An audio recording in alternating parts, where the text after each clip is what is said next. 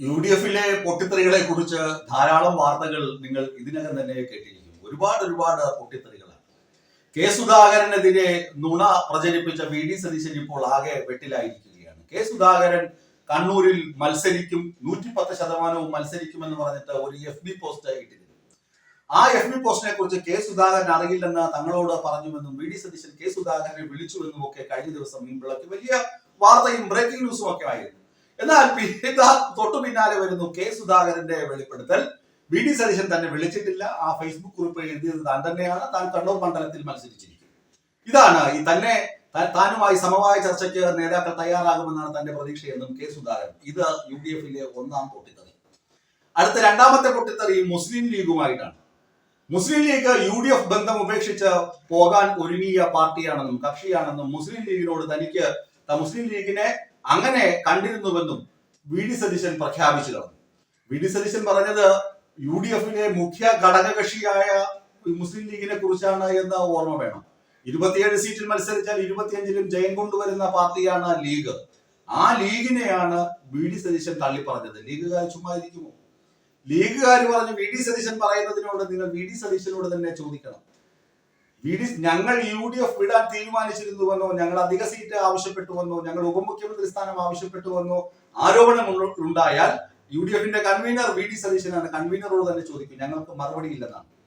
അതുപോലെ തന്നെ സ്വാർത്ഥത, താൻപൊരിമ, ഞാനാണെല്ലാം എന്ന് പറഞ്ഞു നടക്കുന്ന VD സതീശന്റെ ഏകാധിപത്യ മനോഭാവത്തിനെതിരെ പലതവണ കുഞ്ഞാലിക്കുട്ടിയും സംഘവും ഡൽഹിയിലെ നേതൃത്വത്തെ കാണാൻ തീരുമാനിച്ചിരുന്നതാണ്, കോൺഗ്രസ് നേതൃത്വത്തെ.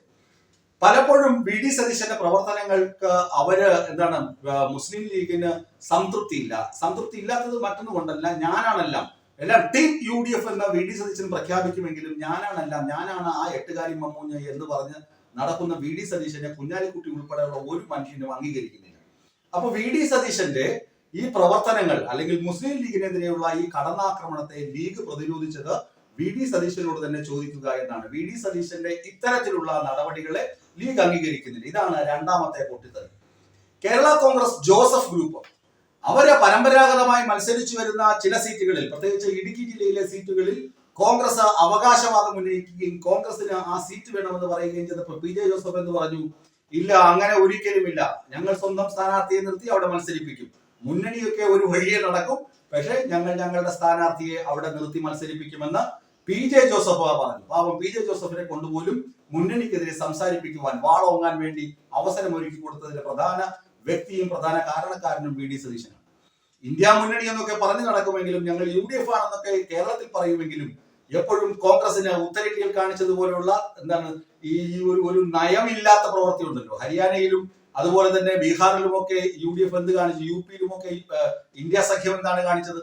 മറ്റ് പാർട്ടികളെ അവഗണിക്കുക, ഞങ്ങൾക്ക് ഇത്രയും വേണം, ഞങ്ങൾ ഇവിടെയൊക്കെ മത്സരിക്കും എന്ന് പറഞ്ഞ് ജയസാധ്യതയുള്ള പാർട്ടികളെയും മുന്നണിയിലെ നേതാക്കളെയും ഒഴിവാക്കി അവിടെയൊക്കെ കൊണ്ട് ആരെങ്കിലും നിർത്തുക, എന്നിട്ട് തമ്മിലടിച്ച് പിരിയുക. ഇതാണ് കോൺഗ്രസ് ഉത്തരേന്ത്യയിൽ നടത്തി പൊട്ടിപ്പാളീസായിരിക്കുന്നത്. അത് തന്നെയാണ് കേരളത്തിലും ഈ PJ ജോസഫിനോട് കാണിച്ച് വച്ചിരിക്കുന്നത്. ഇങ്ങനെ UDFിലെ പൊട്ടിത്തെറി തന്നെ ഈ ഇലക്ഷന് ഇടതുമുന്നണിക്ക് വളക്കൂറാകുന്നുണ്ട്. ഇടതുമുന്നണിയിലെ പ്രമുഖ കക്ഷിയായ CPMൽ നിന്ന് G സുധാകരൻ പുറത്തുപോയി സ്വതന്ത്രനായി മത്സരിക്കുന്നു എന്നൊക്കെ ഇവർക്ക് പറയാം. അത് ഇവിടുത്തെ അഴിമതി കൊണ്ടല്ല, ഇടതുമുന്നണിയിലെ അഴിമതി കൊണ്ടല്ല. അത് H സലാം എന്ന ഒരു MLAയും സജി ചെറിയാൻ എന്ന മന്ത്രിയും G സുധാകരൻ തമ്മിലുള്ള വ്യക്തിപരമായ പ്രശ്നങ്ങളാണ്. വ്യക്തിപരമായ പ്രശ്നങ്ങളിൽ അവരെ അംഗീകരിക്കാൻ കഴിയില്ല. പൊളിറ്റിക്കൽ ക്രിമിനലുകളായ H സലാമിനെയും സജി ചെറിയാനെയും ഒന്നും അംഗീകരിക്കാൻ കഴിയില്ലെന്ന് പറഞ്ഞിട്ടാണ് G സുധാകരൻ പോകുന്നത്. അല്ലാതെ പിണറായി വിജയനെ ചീത്ത പറഞ്ഞിട്ടോ, ഇടതുമുന്നണി സർക്കാരിനെ ചീത്ത പറഞ്ഞിട്ടോ, ഇടത് അജണ്ടയെ ചീത്ത പറഞ്ഞിട്ടോ അല്ല പോകുന്നത്. G സുധാകരന് വ്യക്തമായി കഴിഞ്ഞു, പിണറായി വിജയൻ സർക്കാർ വരികയാണെങ്കിൽ പിണറായി വിജയൻ തന്നെ മുഖ്യമന്ത്രിയാകണമെന്ന തന്റെ ആഗ്രഹവും G സുധാകരൻ പ്രഖ്യാപിച്ചു കഴിഞ്ഞു. പക്ഷെ ഇവിടെ കെ സുധാകരന്റെ കാര്യം അങ്ങനെയല്ല, ഇവിടെ കുഞ്ഞാലിക്കുട്ടിയുടെ കാര്യം അങ്ങനെയല്ല, ഇവിടെ PJ ജോസഫിന്റെ കാര്യവും അങ്ങനെയല്ല. ഈ പ്രശ്നങ്ങളൊക്കെ UDFിനെ തെരഞ്ഞെടുപ്പിൽ പ്രതികൂലമായി ബാധിക്കുക തന്നെ ചെയ്യും. അതിനകത്ത് യാതൊരു തർക്കവുമില്ല.